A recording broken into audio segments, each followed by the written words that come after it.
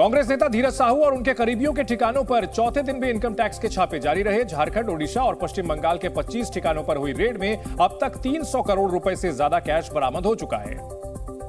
और माना जा रहा है कि जब्त राशि और बढ़ेगी क्योंकि नोटों की बरामदगी और गिनती का काम जारी है।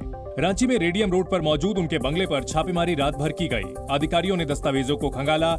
इस रेड के दौरान बड़ी संख्या में सीआईएसएफ के जवानों को भी तैनात किया गया। सीआईएसएफ के तमाम जवानों की तैनाती यहां पर की गई है। महिला अधिकारियों को भी, महिला सीआईएसएफ के जवानों को भी यहां पर बुलाया गया है। और हम कह सकते हैं कि धीरज साहू के आवास पर जो इनकम टैक्स की रेड शुरू हुई थी वो अभी भी बदस्तूर जारी है। और फिर से इनकम टैक्स के जो अधिकारी हैं, क्योंकि जानकारी ये मिली है कि रात भर इनकम टैक्स का रेड, इनकम टैक्स का सर्वे यहां पर चलता रहा।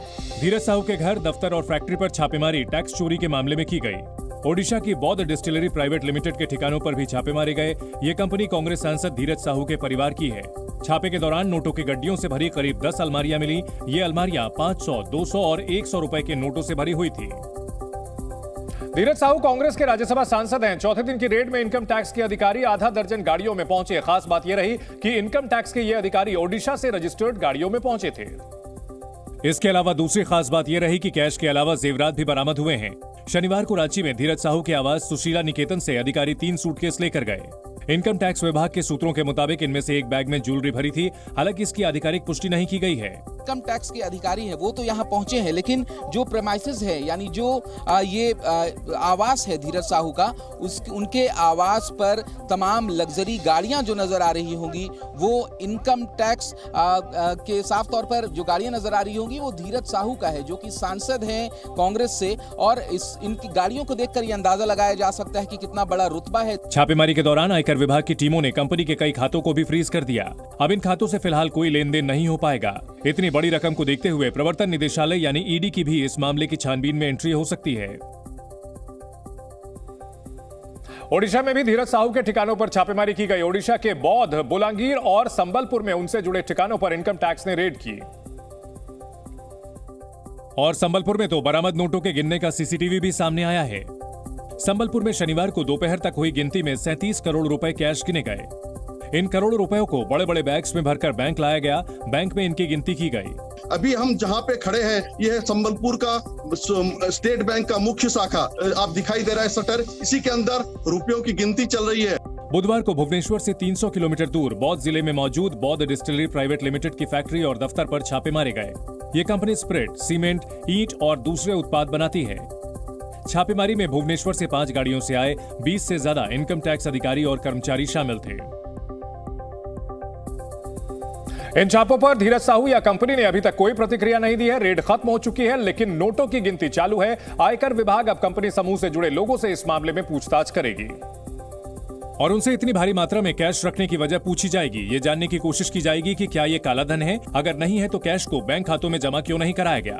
कंपनी के बही खातों को खंगालने के बाद काले धन को जब्त कर लिया जाएगा और आयकर विभाग के नियमों के मुताबिक कार्रवाई की जाएगी।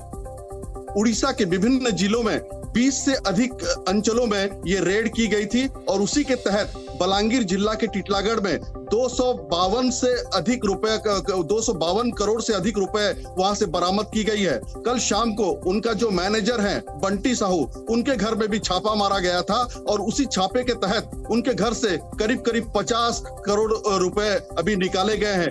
इस सिलसिले में अभी तक किसी की ना तो गिरफ्तारी हुई है और न ही किसी को हिरासत में लिया गया है। इससे पहले भी झारखंड चुनाव के दौरान साहू परिवार के एक कर्मचारी के पास से नकदी बरामद हुई थी। इसके बाद रांची में आयकर विभाग ने रांची में मौजूद ठिकानों पर छापेमारी की। छापेमारी के दौरान करीब 8 करोड़ रुपए नकद बरामद हुए, लेकिन कंपनी के बही खाते में सही हिसाब मिलने के बाद आयकर विभाग ने छापेमारी के दौरान मिली नकदी को जब्त नहीं किया था। आज अंतर्राष्ट्रीय भ्रष्टाचार विरोधी दिवस भी है। ऐसे में बीजेपी ने धीरज साहू के ठिकानों से करोड़ों रुपए की नकदी की बरामदगी पर कांग्रेस और गांधी परिवार को जमकर घेरा है और निशाना साधते हुए राहुल और सोनिया गांधी की चुप्पी पर सवाल उठाए कि पैसा केवल उनका सांसद तक नहीं, ये जाता तो कहीं और है। और इसलिए शायद राहुल गांधी जी और सोनिया गांधी जी की चुप्पी टूटती नहीं है। ये सारा पैसा गरीबों का पैसा जो कांग्रेस के नेता और कांग्रेस पार्टी हड़पती है। बीजेपी ने धीरज साहू के बहाने राहुल गांधी की मोहब्बत की दुकान वाले बयानों पर तंज कसा। राहुल गांधी से पूछिए ना, ये मोहब्बत की कौन सी दुकान है? भ्रष्टाचार की मूर्ति है कांग्रेस पार्टी। कांग्रेस की मोहब्बत की दुकान से निकला नोटों का पहाड़, मोहब्बत की दुकान में लूट का सामान। बीजेपी से पहले शुक्रवार को प्रधानमंत्री मोदी ने भी सोशल मीडिया पर एक पोस्ट के जरिए कांग्रेस पर निशाना साधते हुए लिखा था कि देशवासी इन नोटों के ढेर को देखें और फिर इनके नेताओं की ईमानदारी के भाषणों को सुने।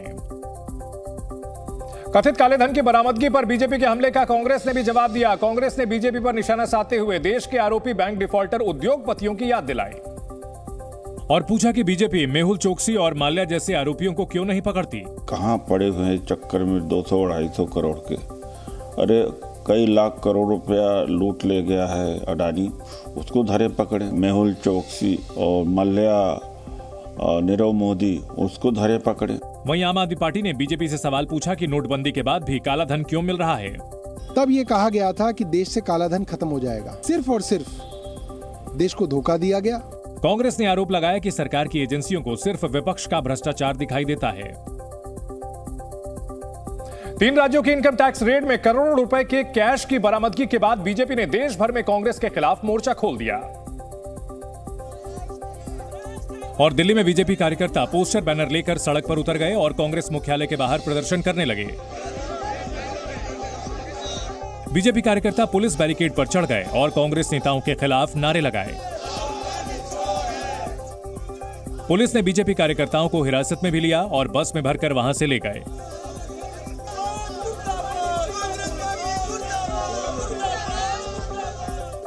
वहीं जयपुर में भी बीजेपी ने धीरज साहू और कांग्रेस के खिलाफ प्रदर्शन किया और कांग्रेस का पुतला फूंका। अरबों अरबों रुपया इन भ्रष्टाचारियों के यहाँ अलमारियों में, कमरों में, पलंग में, इनके मित्रों के यहाँ, सांसद, एमएलए, मंत्री के यहाँ पड़ा है। लखनऊ में भी जिला कलेक्ट्रेट पर बीजेपी ने कांग्रेस के खिलाफ प्रदर्शन किया और कांग्रेस पार्टी का पुतला फूंका। देश के कई हिस्सों में बीजेपी ने विरोध प्रदर्शन किए। जम्मू में बीजेपी कार्यकर्ताओं ने कांग्रेस के खिलाफ प्रदर्शन किया। सांसद धीरज साहू और उनसे जुड़े लोगों के ठिकानों पर करोड़ों रुपए कैश की बरामदगी की गूंज देहरादून में उत्तराखंड ग्लोबल इन्वेस्टर समिट 2023 में भी सुनाई दी, जहां केंद्रीय गृह मंत्री अमित शाह ने कांग्रेस पर जोरदार हमला किया। आज वैश्विक भ्रष्टाचार विरोधी दिन है और कोइंसिडेंट देखिए कि 2 दिन पहले ही अखबारों में हमने ऐसी तस्वीरें देखी, मैं तो अचंभित रह गया। किसी पार्टी के सांसद के घर से इतने सारे नोट निकलना, मैं विश्वास से कह रहा हूं, इतने सारे इंडस्ट्रियलिस्ट बैठे हैं, आपने इतने नोट आपके जीवन में नहीं देखे होंगे। वहीं झारखंड से बीजेपी सांसद निशिकांत दुबे ने भी कांग्रेस को घेरा। कांग्रेस ने पूरे देश के अर्थतंत्र को, पूरे देश के सिस्टम को खोखला बना दिया है और ये पैसा एक आदमी का नहीं हो, कांग्रेस का पैसा हो सकता है। बीजेपी नेताओं ने आरोप लगाया कि कांग्रेस ने पूरे देश के अर्थतंत्र को खोखला बना दिया है। ये पैसा एक आदमी का नहीं, ये कांग्रेस का पैसा हो सकता है। सोनिया जी, राहुल जी,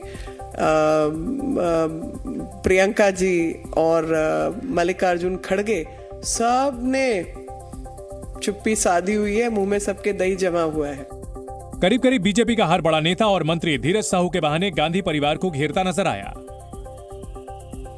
आज विश्व भ्रष्टाचार निषेध दिवस है। एनसीआरबी की ताजा रिपोर्ट भ्रष्टाचार के मामले में देश के हालात को बयां करती है, जिसके मुताबिक भारत में हर दिन भ्रष्टाचार के औसतन 11 मामले दर्ज किए जाते हैं और 2021 के मुकाबले 2022 में भ्रष्टाचार के मामलों में करीब 11% का इजाफा हुआ है। 2021 में जहां भ्रष्टाचार के कुल 3,745 मामले सामने आए थे, वहीं साल 2022 में भ्रष्टाचार के मामले बढ़कर 4,139 हो गए। जहां तक भ्रष्ट राज्यों की बात है तो इस लिस्ट में महाराष्ट्र टॉप पर है। महाराष्ट्र के बाद राजस्थान और कर्नाटक दूसरे और तीसरे नंबर पर है। भ्रष्टाचार के लिहाज से 2020 और 2021 में भी यही राज्य टॉप 3 में शामिल थे। बताया गया कि सबसे ज्यादा घूसखोरी जमीन, राजस्व और रजिस्ट्रेशन संबंधित मामलों में होती है। दूसरे पर पुलिस और तीसरे पर नगर निगम का नंबर आता है। ट्रांसपेरेंसी इंटरनेशनल के भ्रष्टाचार सूचकांक 2022 में भारत 40 अंकों के साथ दुनिया में 85वें स्थान पर है।